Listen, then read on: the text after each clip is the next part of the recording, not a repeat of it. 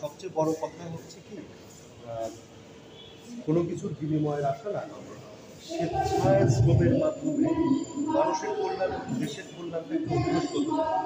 এটা যদি ছাত্ররাই একটা পর্যায় থেকে শুরু করে না, এটা অন্যান্য ক্ষেত্রে এর একটা প্রভাব থাকে। এটা একটা দিক। এরকম যদি তাদের দেখা দেখি অন্যরা উৎসাহিত হয়, তারা আরেকটা বিষয় নিয়ে কাজ করতে পারে, এইভাবেই আসলে একটা সমাজ শুরু।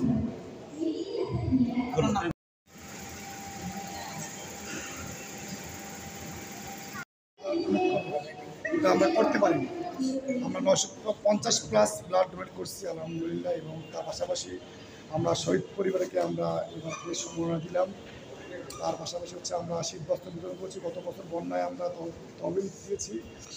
3 বছরে আমাদের এক কথা বলতে গেলে আমাদের প্রায় অনেক লক্ষ টাকার আমরা প্রোগ্রাম করছি। সামনে আমাদের আশা হচ্ছে যে আমরা আরও ভালো ভালো উদ্যোগ নিচ্ছি। আমরা ওই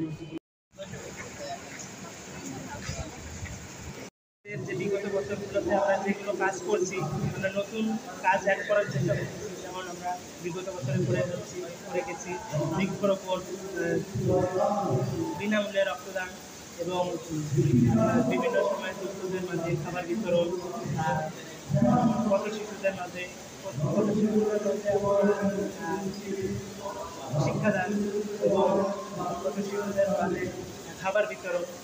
এবং এর মাঝে আমরা আরও অনেক কাজ করে গেছি, যেমন মাদ্রাসা এবং মসজিদে আমরা কোরআন শরীফ বিতরণ করি